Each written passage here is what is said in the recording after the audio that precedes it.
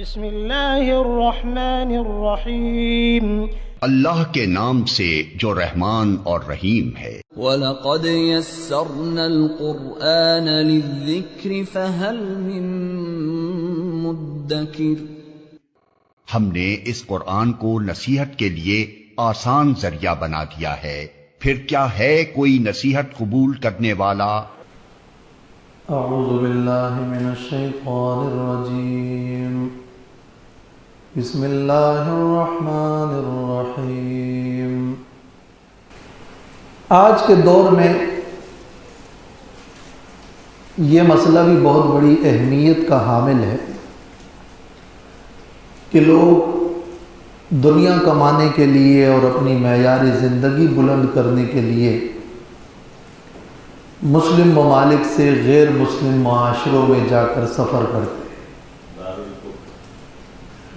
اور وہاں دائمی سکونت اختیار کر لیتے ہیں، بلکہ اس کو کمال سمجھتے ہیں اور اس کے بڑے فوائد گنوائے جاتے ہیں۔ حالانکہ اسلام میں ہجرت کا جو تصور ہے وہ تو حفاظت دین کی خاطر ہے۔ اس ہجرت میں تو ایک بڑے مشکل دور سے گزرنا پڑتا تھا، اور اس میں تو وہ ہجرت اس لیے کی جاتی ہے تاکہ ہمارا دین محفوظ ہو۔ اسلامی معاشرت کی اسلام میں بہت بڑی اہمیت ہے، اور اس کے انسانی زندگی پر بہت بڑا اثر ہوتا ہے۔ انسان جس قسم کی صحبت میں اور جس قسم کی معاشرے میں رہ رہا ہوتا ہے، اس معاشرے سے وہ بہت کچھ سیکھ رہا ہوتا ہے، اور رفتہ رفتہ شعوری اور غیر شعوری طریقے پر اس کے نظریات اور اس کے طرز زندگی بدلتا رہتا ہے، اور اس میں تغیر واقع ہوتا رہتا ہے۔ تو ایسے میں غیر مسلم ممالک میں جا کر مستقل رہائش پذیر ہونا اور وہاں کی معاشرت اختیار کرنا، یہ اگر دنیا کمانے کے لیے اور کچھ مال بنانے کے لیے اگر فائدہ مند نظر آتا ہے، لیکن اسلامی سوچ، اسلامی نظریات اور اسلامی طرز زندگی اور معاشرت کے لیے یہ سخت نقصان دہ ہے۔ اس لیے کہ مغربی تصور کی پوری بنیاد مادیت پر ہے، اور یہاں اس لیے فرمایا جا رہا ہے کہ وَمَا هَذِهِ الْحَيَاةُ الدُّنْيَا إِلَّا لَهْوٌ وَلَعِبٌ۔ اور اسلامی طرز زندگی اور معاشرت کی بنیاد اور اسلامی تصور وہ روحانیت کا ہے، وہ آخرت کا ہے۔ وَإِنَّ الدَّارَ الْآخِرَةَ لَهِيَ الْحَيَوَانُ۔ پھر مغربی تصور تو ایک ڈاؤٹ اور شک کا تصور ہے، اسلامی تصور زندگی ایک یقین اور ایک ایمان کا تصور ہے۔ نظریات اور عقائد کا اسلام میں بہت بڑا تصور ہے، اور اس کی بہت بڑی اہمیت ہے۔ ایمان اور یقین اور روحانیت کے ساتھ زندگی کچھ اور ہوتی ہے۔ اسلام کی اپنی روایات ہیں، اپنی نظریات ہیں، اپنی طرز زندگی اور معاشرت ہے، کچھ مسنون طور طریقے ہیں۔ ان سے ایک انسان بہت دور چلا جاتا ہے۔ مغرب والوں کی سوچ میں آزادی، ترقی اور مساوات، یہ تین بڑے خوشنما نعرے ہیں، اور مغرب والے ان الفاظ کا جو مفہوم مراد لیتے ہیں وہ یکسر اسلام کے خلاف ہے۔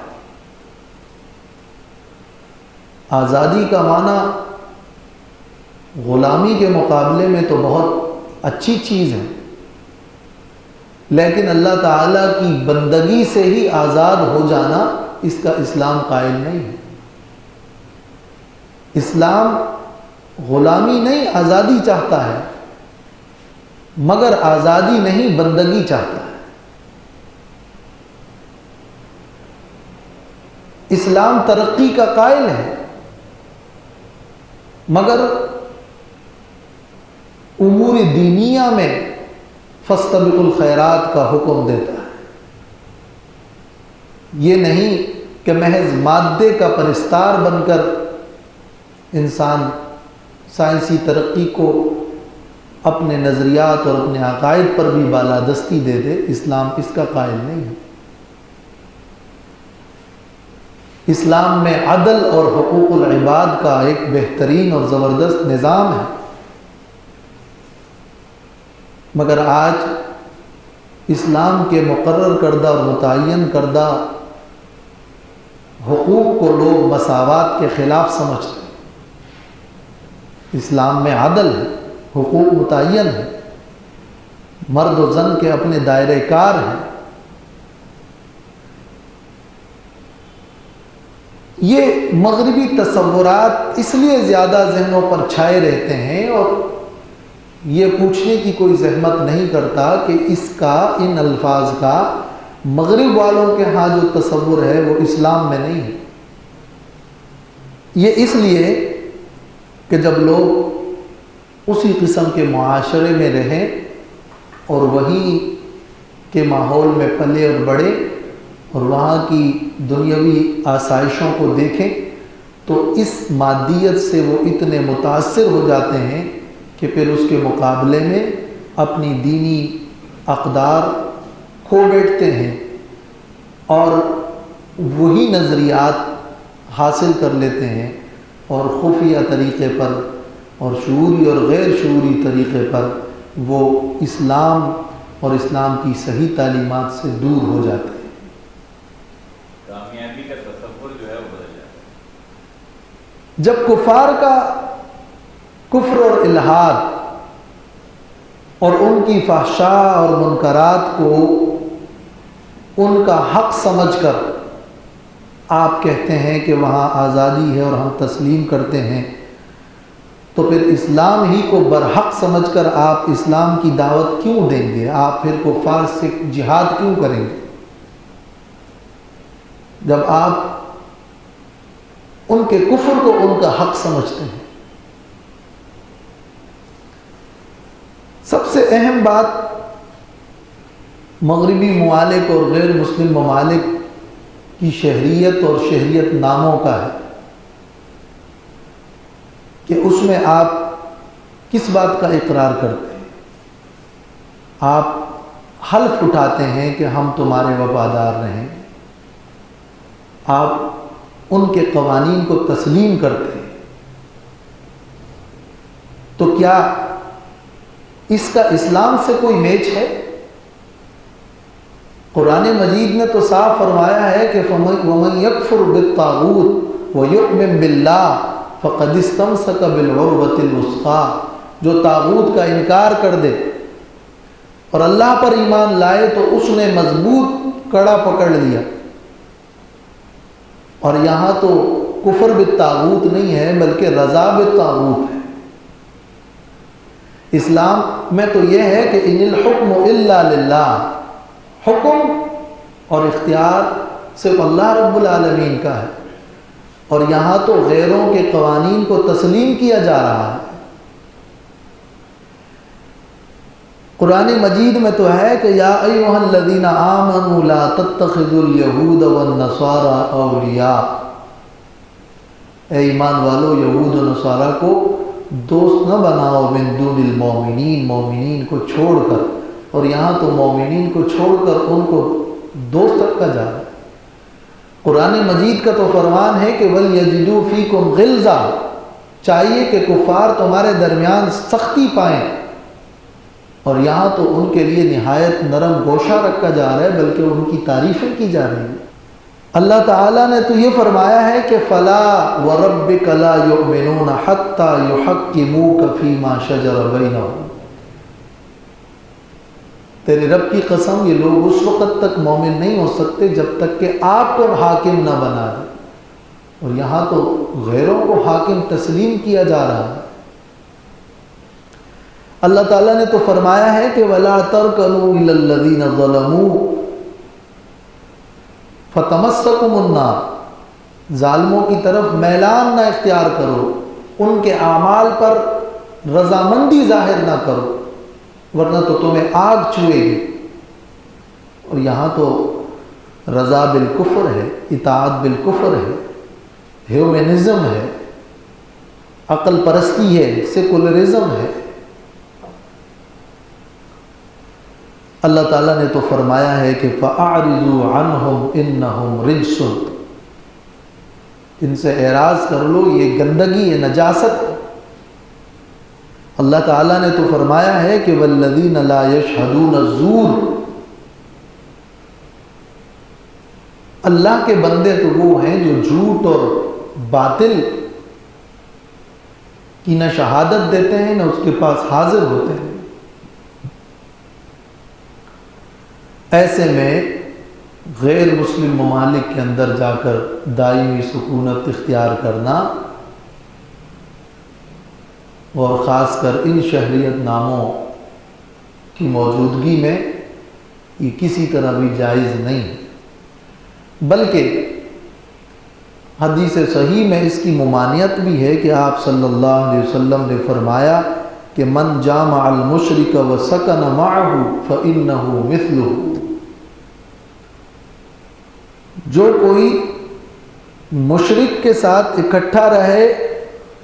اس کے ساتھ رہائش پذیر ہو، تو وہ اسی میں اس کی طرح ہے۔ اور فرمایا کہ انا بریء من کل مسلم یقیم بین اظہر المشرکین، میں ہر اس مسلمان سے بری ہوں، کوئی ذمہ نہیں جو مشرکین کے درمیان جا کر مقیم ہو۔ ایسی صریح روایات، احادیث، آیات کی موجودگی میں اہل علم اور محققین کا فتویٰ یہی ہے، اور فی زمانہ اس کی بہت بڑی اہمیت ہے، کہ دارالکفر جانا، وہاں رہائش پذیر ہونا، وہاں کی معاشرت اختیار کرنا، یہ دین کے لیے نقصان دہ ہے۔ فتح مکہ کے بعد مدینہ کی طرف ہجرت کرنا تو فرض نہ رہا، اس لیے کہ مکہ دارالاسلام بن گیا، اور آپ نے فرمایا کہ لا ہجرت بعد الفتح، فتح مکہ کے بعد ہجرت نہیں ہے، یعنی مکہ کی طرف ہجرت نہیں ہے اور ہجرت فرض نہیں ہے، لیکن فی نفسی ہی ہجرت کا جو عمل ہے، حفاظت دین کی خاطر حسن نیت کے ساتھ، وہ تو برقرار اور باقی ہے قیامت تک۔ اس لیے کہ آپ صلی اللہ علیہ وسلم نے فرمایا کہ لا تنقطع الحجرت حتی تنقطع التوبۃ، اس وقت تک ہجرت منقطع نہیں ہے جب تک کہ توبہ کی مہلت منقطع نہ ہو جائے۔ ولا تنقطع التوبۃ حتی تطلع الشمس من مغربها، اور توبہ کی مہلت اس وقت تک منقطع نہیں ہوگی جب تک کہ سورج مغرب سے طلوع نہ ہو۔ امام مالک رحمۃ اللہ علیہ فرماتے ہیں کہ لا یحل لأحد ان یقیم بأرض یصب فیہا السلف، جائز نہیں ہے کسی کے لیے کہ وہ کسی ایسی زمین میں اقامت اور اختیار کرے اور رہائش پذیر ہو جہاں سلف صالحین کو برا بلا کہا جاتا، چل جائے کہ ایسی زمین میں کوئی رہائش پذیر ہو جائے جہاں طاغوت کا ہی غلبہ ہو۔ علامہ عینی رحمۃ اللہ علیہ لکھتے ہیں کہ وَأَمَّا الْهِجْرَةُ عَنِ الْمَوَاضِعِ الَّتِي لَا يُتَأَتَّى فِيهَا أَمْرُ الدِّينِ فَهِيَ وَاجِبَةٌ اتِّفَاقًا، ان مقامات سے ہجرت کرنا جس میں دین کے معاملے پر عمل نہ کیا جاتا ہو، تو یہ ہجرت اتفاقی طور پر واجب ہے۔ امام ترمذی نے ایک باب قائم کیا ہے جس باب کا نام ہے باب ما جاء فی کراہت المقام بین اظہر المشرکین، مشرکین کے درمیان رہائش پذیر ہونے کی ناپسندیدگی، مشرکین کے درمیان رہائش پذیر ہونے کی ناپسندیدگی کے بارے میں احادیث، اور آج اس کے برخلاف اس بات کی بڑی وکالت کی جاتی ہے کہ مغربی معاشروں میں یہ فائدہ ہے وہ فائدہ ہے، اور کہا جاتا ہے کہ وہاں ان لوگوں کے اخلاق اچھے ہیں، وہاں یہ خواہ مخواہ کی باتیں ہیں۔ اپنے دین کی حفاظت، اپنے نظریات کی حفاظت، عقائد و اعمال کی حفاظت کرنے کے لیے یہ لازم اور ضروری ہے کہ مسلم معاشروں میں رہائش پذیر ہوا جائے۔ قرآن اور حدیث میں یہی ثابت ہے، آپ نے فرمایا من تشبہ بقوم فہو منہم، جو کسی قوم کی مشابہت اختیار کرتا ہے وہ ان میں سے ہوتا ہے۔ تو ایک طویل دورانیہ میں کفار کی معاشرت اختیار کرنے کے نتیجے میں ان کے طور طریقے اور طرز اور طریقے کو انسان اپنا آئیڈیل بنا لیتا ہے، اختیار کر لیتا ہے، جو بہت ہی نقصان دہ ہے۔ اس لیے اللہ تعالیٰ نے یہ بھی فرمایا کہ لا یغرنک تقلب الذین کفروا فی البلاد متاع قلیل، کافروں کا سفر کرنا اور ان کے تجارتیں اور ان کی دنیا تمہیں دھوکے میں نہ ڈال دے۔ اور اللہ تعالیٰ نے یہ بھی فرمایا ہے کہ وَلِلَّهِ الْعِزَّةُ وَلِرَسُولِهِ وَلِلْمُؤْمِنِينَ وَلَكِنَّ الْمُنَافِقِينَ لَا يَعْلَمُونَ، عزت اللہ کے لیے، اللہ کے رسول کے لیے، مومنین کے لیے، ان کے ساتھ زندگی گزارنے اور ان کے طور طریقوں کو اپنانے میں ہے، لیکن منافقین اس بات کو نہیں جانتے۔ اصل بات یہ ہے کہ اسلام غلبے کا دین ہے، مغلوبیت کا دین نہیں ہے۔ اسلام نہیں چاہتا کہ ایک شخص کسی ایسے معاشرے میں رہے کہ وہ مسلمان ہو کر کفار کے غلبے کو تسلیم کر لے۔ اس لیے یہ بات بھی بہت اہم ہے اور اس کی بھی یہ وضاحت ضروری ہے کہ اگر ایک شخص کسی ایسے معاشرے کفار میں رہتا ہے جہاں وہ اپنے دین پر عمل نہیں کر سکتا تو اس کے لیے تو یقیناً وہ وہاں سے ہجرت کرے گا اور لازم ہے، لیکن اگر وہاں وہ اظہار دین کر سکتا ہے تو اس کے لیے فقہی اعتبار سے چلو واجب نہ صحیح لیکن پھر بھی فقہا نے مستحب قرار دیا کہ نکل آئے وہاں سے۔ لیکن یہ اظہار دین کی تشریح صرف یہ نہیں ہے کہ وہ اپنی نماز روزہ زکوٰۃ ادا کر سکے تو بس وہ اظہار دین پر قائم ہے، بلکہ اس کی تشریح وہ ہے جو اللہ تعالیٰ نے سورۃ ممتحنہ میں فرمایا ہے کہ قد کانت لکم اسوۃ حسنۃ فی ابراہیم والذین معہ اذ قالوا لقومهم انا براء منکم ومما تعبدون من دون اللہ کفرنا بکم وبدا بیننا وبینکم العداوۃ والبغضاء ابدا حتی تؤمنوا باللہ وحدہ۔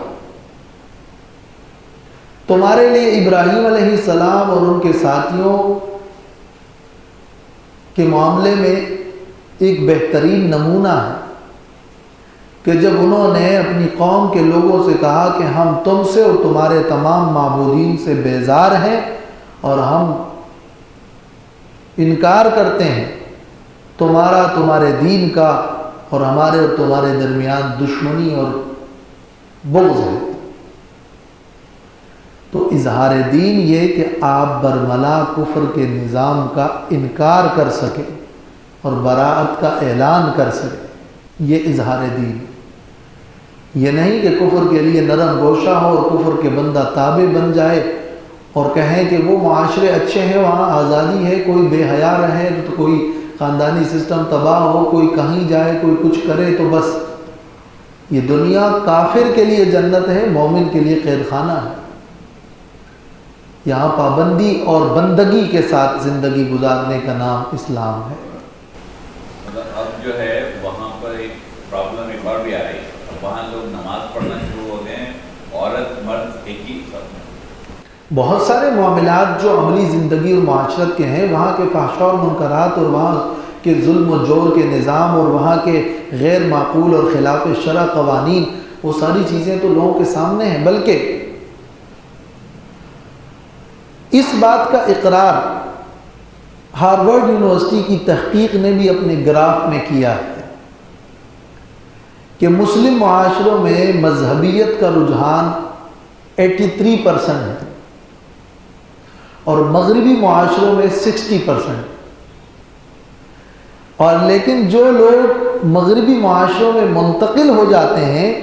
ان میں یہ 76% ہے، گویا کہ 83 سے کم ہو گیا ان کے بقول۔ اور انہوں نے اپنے گراف بنایا ہے کہ مسلم معاشروں میں جنسی آزادی 24%، مغربی معاشرے میں یہ 50%، اور جو وہاں سے منتقل ہو جاتے ہیں مغرب تو پھر 37%۔ سیکولر سیاست کے حوالے سے ان کی تحقیق کے مطابق مغربی معاشروں کے اندر یہ 81% ہے اور اسلامی معاشروں میں 71%، لیکن منتقل ہونے والوں میں 75%۔ پھر مساوات مرد و زن اور یہ جو ان کی بے حیائی ہے وہ مغربی معاشروں کے اندر 82%، ان کی تحقیق کے مطابق مسلم معاشرے میں 57% ہے، لیکن منتقل ہونے کے بعد پھر یہ 75%۔ تو یہ تو ان کا کہنا ہے کہ مذہبی رجحانات، جنسی آزادی، سیکولر سیاست، مساوات مرد و زن، اس میں ریشو کیا رہتا ہے۔ ان کی ہارورڈ یونیورسٹی کی تحقیق کا یہ گراف ہے، اگرچہ ہم اس کو تسلیم کریں یا نہ کریں، لیکن الزام ان پر تو یہ بات لاگو ہے ہی کہ وہ بھی یہ مانتے ہیں کہ یہ چیزیں ان معاشروں میں آنے پر بڑھتی ہیں۔ لہٰذا اپنے ملک میں اگر بقدر ضرورت روزی میسر ہو سکتی ہے، اس کے باوجود غیر مسلم ممالک میں جا کر آباد ہونا، وہاں جا کر مستقل مقیم ہو جانا، یہ مکروہ تحریمی ہے، بلکہ بعض فقہا نے تو یہاں تک لکھ دیا ہے کہ ان کی شہادت قبول نہ ہوگی۔ اللہ تبارک و تعالی ہمیں سمجھنے کی توفیق عطا فرمائے، ورنہ یہ جو مغربیت ہے اور تجدد ہے، اس کے جراثیم بہت ہی خطرناک حد تک مسلم معاشروں کے اندر پھیل رہے ہیں۔